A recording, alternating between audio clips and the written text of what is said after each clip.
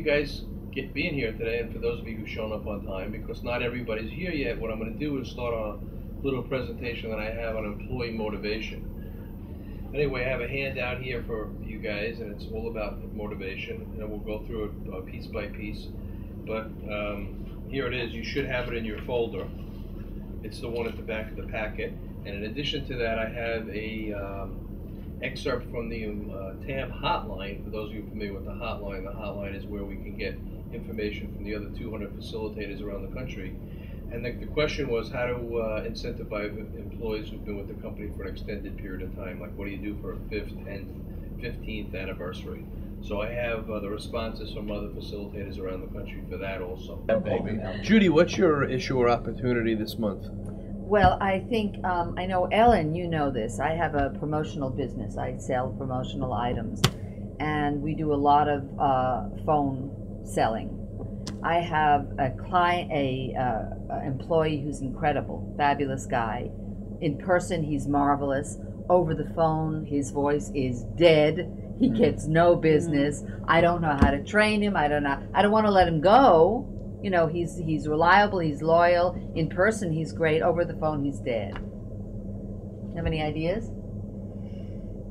Well, when you hired him, did you tell him that selling over the phone was going to be one of the things? I did, and he told me. I spoke to him in person. He sounded great over the phone, in person, and then I heard him over the phone. Well, selling is a profession. Yeah. So, and some people have a psychology around that. Yeah. And if there's a way to maybe have a conversation with him about selling, right. About even, doing a mock phone call with him, what would be interesting. Yeah. So there's a couple of things I know when I train my sales people to really have them talk to the people who are on the other on the end of the phone as if they know them. Maybe they're tired of a voice coach, absolutely, and I can refer you to a great person. Absolutely. Ellen, Yes. Thank you, Ellen. Dave, how about you? You have any ideas? Yeah, I was thinking about the fact, number one, that a lot of times when we get on the phone, I've had experience with this myself, and I see that if I'm in a bad mood from something that's happened to me during the day, when I get on the phone, I'm not Freddie Chipper, here to help you and give you what you need. No, I'm really angry and pissed off about what happened to me an hour ago, and that's coming across the phone. So Ellen, you're next up. What's on your mind this month? Well, as you know, I'm very proud I have a successful manufacturing business, jewelry design. Beautiful jewelry. And thank you. And I love running it. I'm still in my 50s, still going strong. I've been at it for a while. But I'm thinking that I'd like to pass it on. I'm already thinking future-wise to one or more of my kids. I have 4 kids. All of them are actually employed in other professions. The truth, I don't even know if they have the aptitude or the flair or even the interest to do this, but I want to be thinking of some kind of succession plan. Does anybody have any ideas on what I should be thinking about or how to best put in place some kind of succession? Very obvious to me is you need to speak to them. So thank you for that. That it really gives me opens up a broader perspective, and somebody actually does come to mind when you're saying that. That's great. So I've had my own, I'm a general contractor. I had my company for years and years, been in the family for years and years. Have known for our integrity, and we've just, been doing great work for years.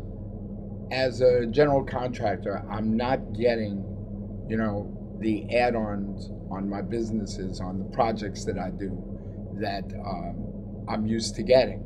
And the other thing that's happening is that I'm also seeing that once people have finished, they're not calling back when I reach out to them. When I call to them, they're not returning my calls. And when I finally do speak to them, they're talking about what it was like to deal with some of the subcontractors that I had working with me. And so it seems to be impacting my business and not in a way that's positive. Can I ask you a question? Because I've seen this happen to some people that I know. Are you hands-on? Are you still hands-on? Because most of the time, when people start out, you know, you go one-to-one. People like you as a client. I choose my contractors because I have a personal relationship with them. Yeah. And what frustrates me as a client is then they're gone. And I never see them again. So my trust factor is gone. So my question to you is, are you keeping up with them? Are you keeping contact You know, with them? I'm are very you, Are busy. you out in the field? Or or you are in the you office? know, Or you know, truth? I'm a Come busy on. man. I'm a busy man. You know, Maybe things he's got become very an big. executive and he's not hands-on You anymore. know, I worked a long time to be an executive, but you know, But but now looks it's like coming. there has to It's be coming a back, shift. and Yeah. frankly, it's biting me in the butt. It's so all I'm about not really happy about customer it. service and Yeah. communication and contact, regular Yeah, follow-up. no, she's right. Do you have like I'm a not happy about survey? hearing this. Do I you gotta have tell some you, kind boy. of a little follow-up postcard? Thank you for the business, or some kind of a survey that You know, says, we "Tell used me, to do that. We used to tell do that. me We also Do it we, again? how I'm we used doing." to send out like Christmas cards, Yeah. you know, with little And used dog to. and Contracts you have with your subcontractors that might state something just a little on the legal Got side, it. like a non-compete or something Okay. like that. Does that answer your question? That's tremendously. I think we Now have put it consent- into practice. I Absolutely. think we have a consensus on perhaps what the issue is here. Yes. Great. Thank you.